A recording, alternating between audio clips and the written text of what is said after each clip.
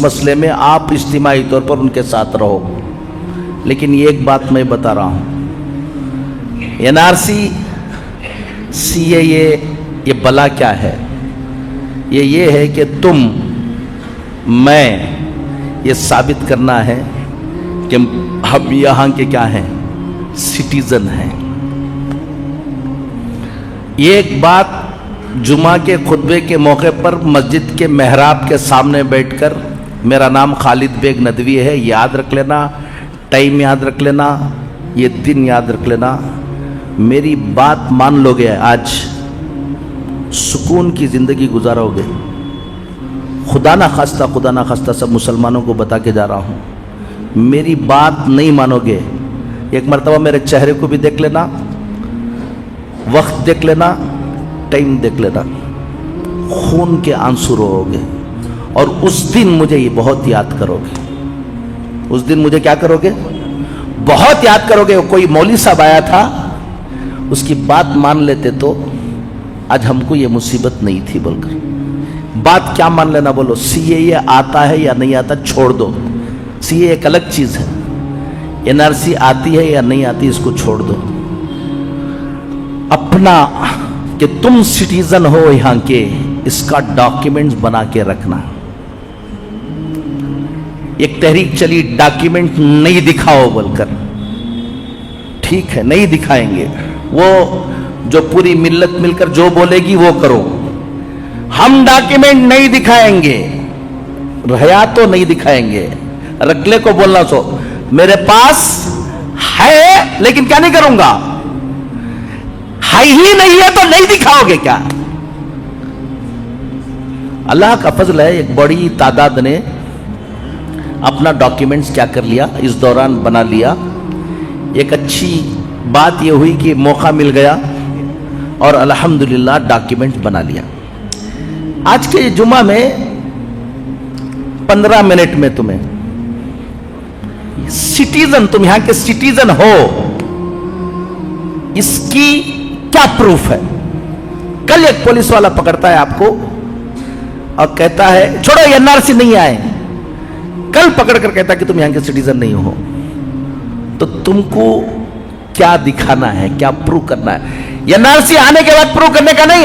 आज कोई तुमको पकड़ कर कहता है कि तुम हजरत किसके बाप की हिम्मत के मुझे पकड़े, ये सब डायलॉग छोड़ डालना। आसाम के अंदर मिलिट्री में काम करके मिलिट्री से रिटायर्ड आदमी की सिटीजनशिप नहीं मिली, उसको प्रूव करना पड़ा, रोते हुए घूमता रहा।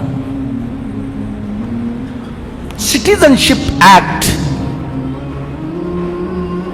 ये 1955 में बना। कब बना भाई? रत्ती याद रख ले सब लोग। सिटीजनशिप एक्ट 26 जनवरी 1950 में हमारा कॉन्स्टिट्यूशन बना, दस्तूर बना। उसमें सिटीजन, चाहे यहां का सिटीजन कौन होगा उसके बारे में तफसील नहीं थी। 5 साल के बाद पार्लियामेंट में सिटीजनशिप एक्ट 1955 पास हुआ। आप अगर कॉन्स्टिट्यूशन को जाकर देखोगे तो एक्ट नंबर 5 to 11, कौन सा? आर्टिकल 5 to 11, ये कौन सा है? सिटीजनशिप एक्ट पर है कि सिटीजनशिप के बारे में है क्या क्या, यहां का शहरी कौन होगा। फिर उसके बाद 4 मर्तबा उसमें अमेंडमेंट आया। 1955 के बाद कितनी मर्तबा आया भाई? 4 मर्तबा आया। एक मर्तबा आया 1986 में,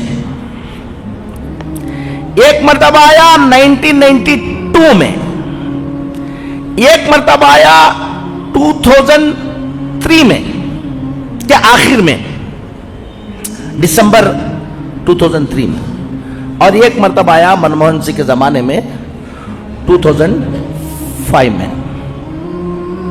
ये 4 मर्तबा उसमें अमेंडमेंट हुआ। जब 1995 में सिटीजनशिप एक्ट आया तो उस वक्त किसको सिटीजन माना जा रहा था? उस वक्त का आदमी, अगर कोई शख्स 26 जनवरी 1950 से पहले पैदा हुआ है, बहुत से बूढ़े होंगे यहां पर जो कब पैदा हुए हैं?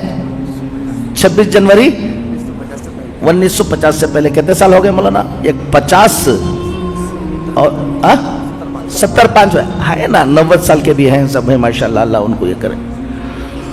तो जो लोग 26 जनवरी 1950 से पहले पैदा हुए, उनको सिर्फ ये प्रूफ देना है कि 26 जनवरी 1950 की रात के 12 बजे के बाद हम कहां थे? इंडिया में थे। देखो ये काफी है। देखो मैं उस वक्त ये कार्ड बना हुआ था, ये हुआ था, बर्थ सर्टिफिकेट मिल गई, या कौन सी की नौकरी का, गवर्नमेंट नौकरी का, ये काफी। जो शख्स 26 जनवरी 1950 और 1 जुलाई 1987 के दरमियान पैदा हुआ है, 26 जनवरी 1950 और 1 जुलाई 1987 के दरमियान जितने लोग पैदा हुए, उनको सिर्फ अपना सिटीजन होने को, कि मैं यहां था, इसका प्रूफ दे देने से उन्हें क्या हो जाएगा? यहां का शहरी हो जाएगा। क्लियर? प्रूफ क्या देना है बाद में बताऊंगा। जो बच्चा 1 जुलाई 1987 के बाद पैदा हुआ और 3 दिसंबर 2004 से पहले, समझ में आई बात? 1 जुलाई 1987 के बाद पैदा हुआ 12 बजे के बाद, और 3 दिसंबर 2004 से पहले पैदा हुआ, उन्हें सिर्फ अपना क्या दिखाया? देखो मैं इंडिया का क्या हूं, शहरी हूं, मेरे पास ये प्रूफ है, तो उसको सिटीजन नहीं माना जाएगा। उसको क्या नहीं माना जाएगा? उन्हें अपने फाइल के साथ अपने बाप, उसका बाप भी सिटीजन है यहां का, या उसकी मां सिटीजन है यहां की, वो प्रूफ भी साथ लगा के रखना, तब जाकर इसका क्या होगा। आप 87 के बाद पैदा हुए या पहले पैदा हो गए? 86 में पैदा हुआ, आपका मसला हल हो गया। जितने भी आपके बच्चे, जितने भी 87 के बाद पैदा हुए हैं 2004 से पहले, 3 दिसंबर 2004 से पहले, उनको क्या रखना है? सिर्फ उन्हें अपना डॉक्यूमेंट रख लेने से क्या नहीं होने वाला, उसकी बर्थ सर्टिफिकेट रख लेने से क्या नहीं होगा? उसकी बर्थ सर्टिफिकेट, उसकी शहरियत का प्रूफ रखने के साथ, या तो अपने बाप या तो अपनी मां का प्रूफ भी उसके साथ, कि वो भी इंडियन सिटीजन है, लगाओ को रखोगे तो तुम्हारा सिटीजनशिप क्या होगा? ये होगा। नेक्स्ट, जो बच्चा 3 दिसंबर 2004 के बाद पैदा हुआ और अब तक, 4 के बाद कौन है? हाथ उठा कोई हो तो दो। ये सब बच्चे ये सिर्फ अपना रख लेंगे तो क्या नहीं होने वाला है? ये सिटीजन नहीं है। इनको अपना प्रूफ भी रखना है कि मैं यहीं पैदा हुआ, बाप का भी प्रूफ रखना है और मां का भी प्रूफ रखना है, दोनों का रखना है, जब इनकी फाइल पूरी होगी। क्लियर? इसको बोलते हैं सिटीजनशिप बाय बर्थ। एक है सिटीजनशिप बाय डिसेंट, उसका कानून क्या है कि जो बच्चा 26 जनवरी 1950 के बाद पैदा हुआ, यहां का सिटीजन था, वो जाकर सऊदी में था या कहां था, अमेरिका में, किसी भी बाहर की कंट्री में उन्हें काम कर लेकर था, वहां एक बच्चा पैदा हुआ, उसको बर्थ कहां हुई, वहां हुई। अगर फादर उसका सिटीजन है तो ऑटोमेटिकली उन्हें भी क्या है, सिटीजन है। 10 दिसंबर 1992 से पहले के बच्चे, 10 दिसंबर 1992 के बाद कोई बच्चा इंडियन सिटीजन का बाहर पैदा हुआ तो वो सिटीजन मान लिया जाएगा कि फादर या मदर उसके क्या हो। 3 दिसंबर 2004 के बाद जितने बच्चे पैदा हुए उनको उसी वक्त सिटीजन माना जाएगा। वहां सऊदी में पैदा हुआ, 1 साल के अंदर उस बच्चे के बारे में जाकर इंडियन डिप्लोमेटिक मिशन के अंदर उसका वहां पर क्या कराना, आप रजिस्ट्रेशन कराना। अगर रजिस्ट्रेशन करा के रहे तो वो बच्चा यहां का सिटीजन होगा, अगर रजिस्ट्रेशन नहीं करा के रहे तो आप तो क्या रहेंगे, इंडियन रहेंगे, वो बच्चा क्या नहीं रहेगा, इंडियन नहीं रहेगा। एक है सिटीजनशिप, इसको मैं छोड़ देता हूं आगे की। एक है सिटीजनशिप बाय रजिस्ट्रेशन, ये जो यहां के पहले से यहां पैदा नहीं हुए थे, फॉरेनर थे, इंडियन ओरिजिन के थे, उन्होंने दोबारा क्या लेना चाहते हैं, यहां पर सिटीजनशिप लेना चाहते हैं, उनके लिए सिटीजनशिप बाय रजिस्ट्रेशन, ये जो सीए आया है ना, उन्हीं के लिए आया है।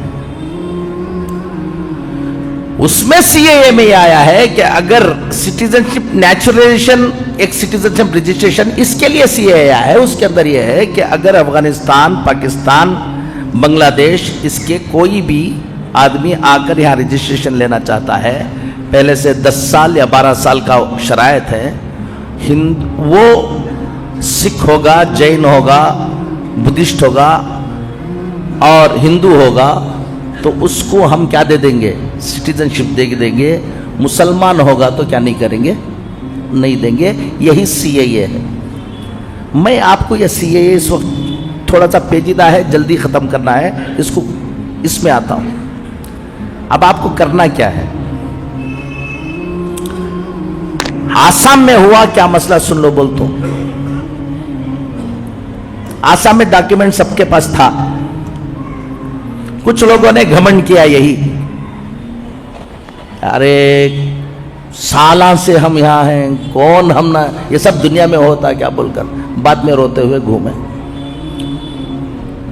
लेकिन एक बड़ी तादाद के साथ क्या हुआ,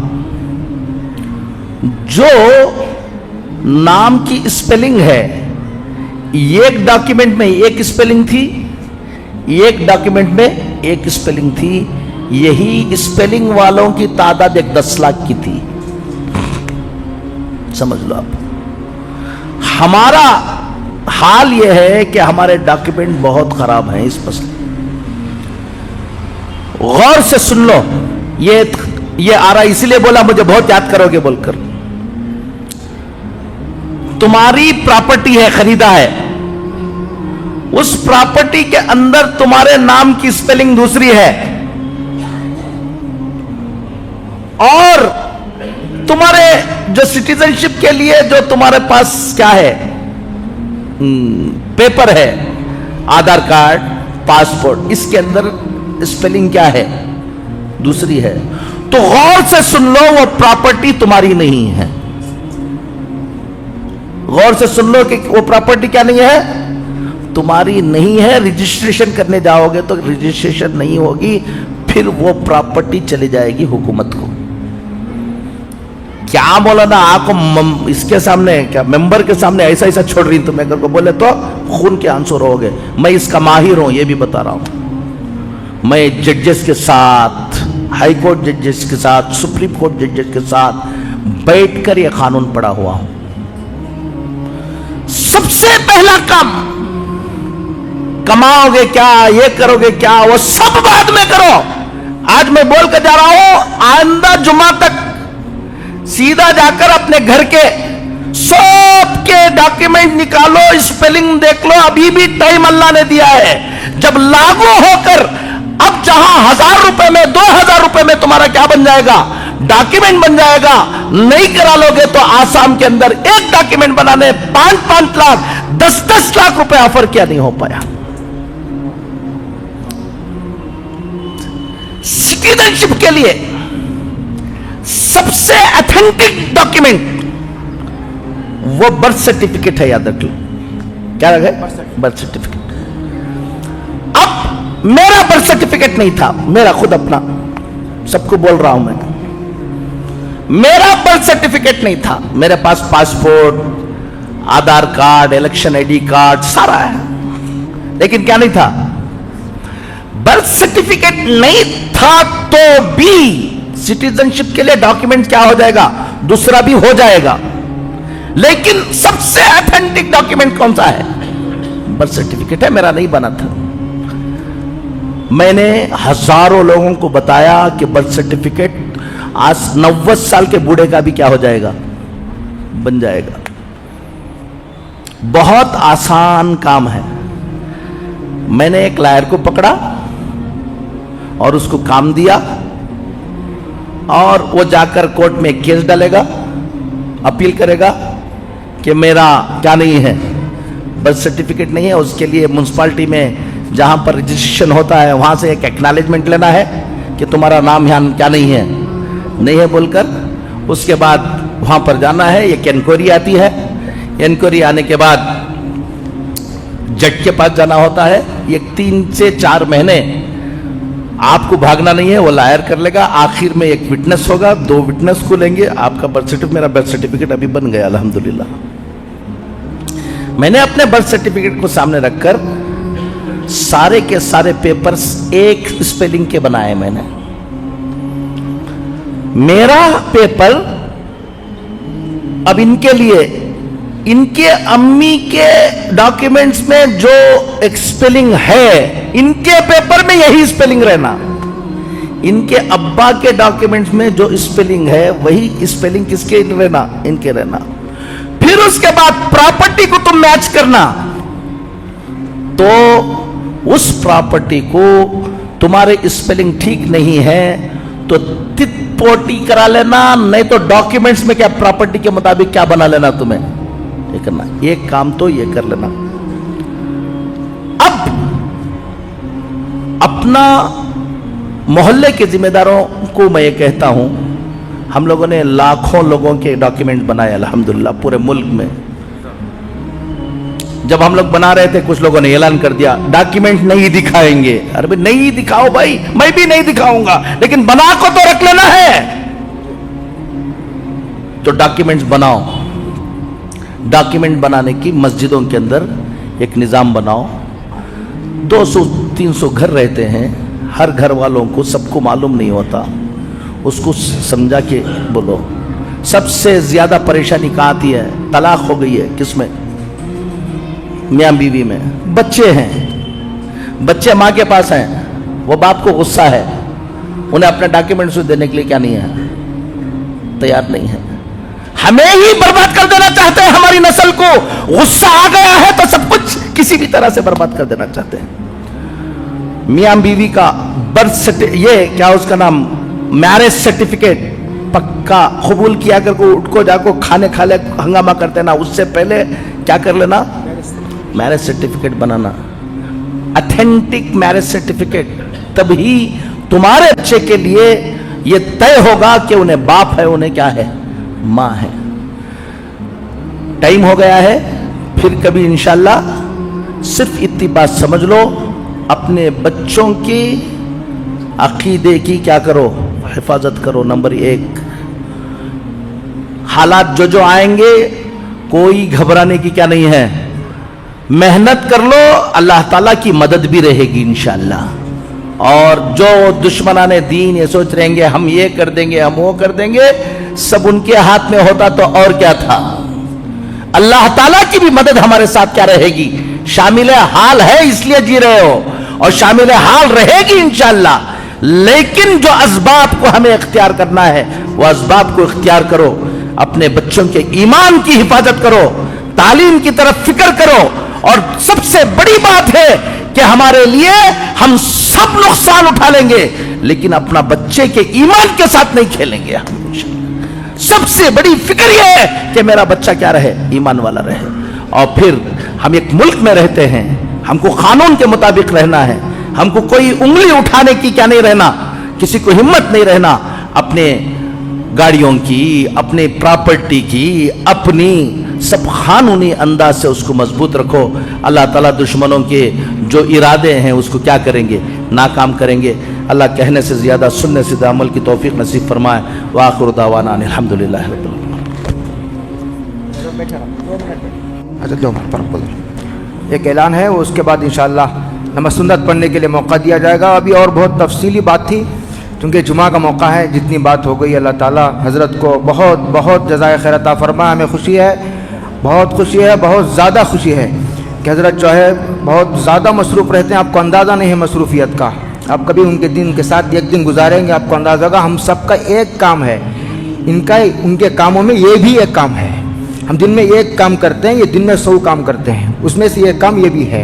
हज़रत बहुत ज़्यादा मसरूफ़ रहते हैं, उसके बावजूद हज़रत ने ख़ुद कहा कि हम आना चाह रहे हैं, दावत देना। हज़रत ने कहा नहीं, आने की ज़रूरत नहीं है, आप अपने काम में लगे रहो, मैं अपने काम में लगा हुआ हूँ। आप फ़ोन पर, मैं इन सारे तकल्लुफ़ात से जो है वो बाला तर हूँ और मैं इंशाल्लाह फ़ोन पर ही आ जाऊँगा। हज़रत ख़ुद आ गए अपनी गाड़ी से। अल्लाह ताला बहुत बहुत जज़ाए खैर अता फ़रमाए और हज़रत के साए को अल्लाह आफ़ियत के साथ देर तक हमारे सरों पर कायम रख कर इस्तेफ़ादे की हमें तौफ़ीक़ अता फ़रमाए। 2024 के इलेक्शन की तैयारी हमें क्या करना है, कैसे करना है, मैदानी सतह पर क्या करना है। जैसे हमारे माशाल्लाह इज्तिमा शहर में भी और पूरे सूबे में तय हैं और चल रहे हैं कई माह से। अल्लाह ताला उनको मुबारक फ़रमाए, अल्लाह कबूलियत की शान से अल्लाह माला माल फ़रमाए और मुफीद फ़रमाए। इस तरह हमारा नारा है दावत व तबलीग का, हर घर हर फ़र्द। 2024 के इलेक्शन में भी जैसे हमने रियासत के इलेक्शन में काम किया, इसी तरह हर घर हर फ़र्द तक पहुँच गए।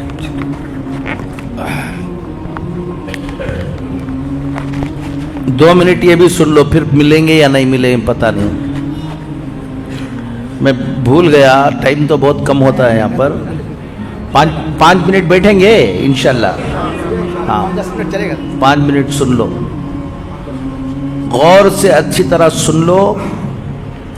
इलेक्शन में वोट डालना दूसरी कौमों के लिए अपने कैंडिडेट को जिताने के लिए है। मुसलमान को इलेक्शन में वोट डालना यहाँ पर हमारी ज़िंदगी के सेव करने के लिए याद रखना। अगर आप इलेक्शन में वोट नहीं डालोगे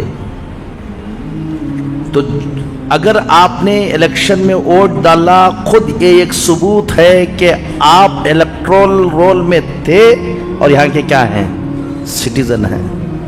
दूसरी कौमों को अपनी हुकूमत बनाने के लिए इलेक्शन के में क्या डालना है, और हमें वोट जो डालना है वो सिर्फ हुकूमत को सोचकर नहीं डालना है, अपनी ज़िंदगी के लिए डालना है कि हमको ये साबित करना है कि हम कहाँ के हैं, यहाँ के।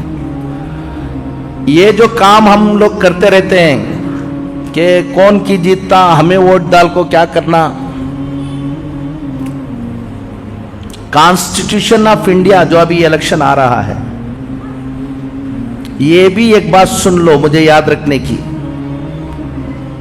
अगर इस इलेक्शन के अंदर फुस्ताई ताकतें नहीं हारेंगी, उसके बाद जो मुसीबतें इस मुल्क में आने वाली हैं उसका आप तसव्वुर भी नहीं कर सकते। दूसरी कौमों के लिए अपनी हुकूमतें बनाने के लिए है, हमारे लिए ये जो आने वाला इलेक्शन है वो इलेक्शन अपने वजूद को बाकी रखने के लिए है। याद रख लेना, एक बात हो गई।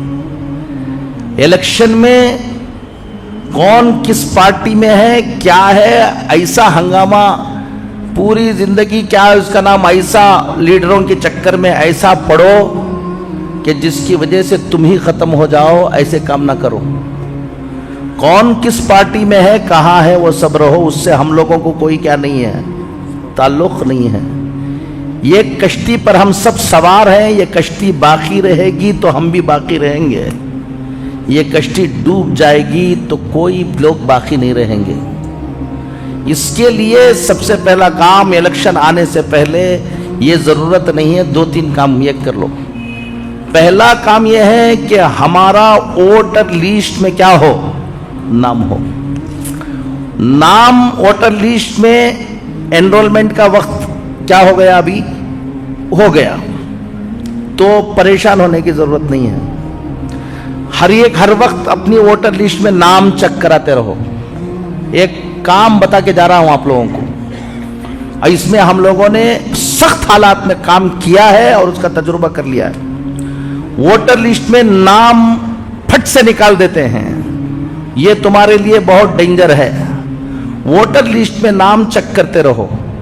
अगर किसी का नाम वोटर लिस्ट से निकाला, फौरन एक लायर को पकड़ो, लायर को पकड़कर RTI में एक क्वेश्चन भेजो उसको फौरन।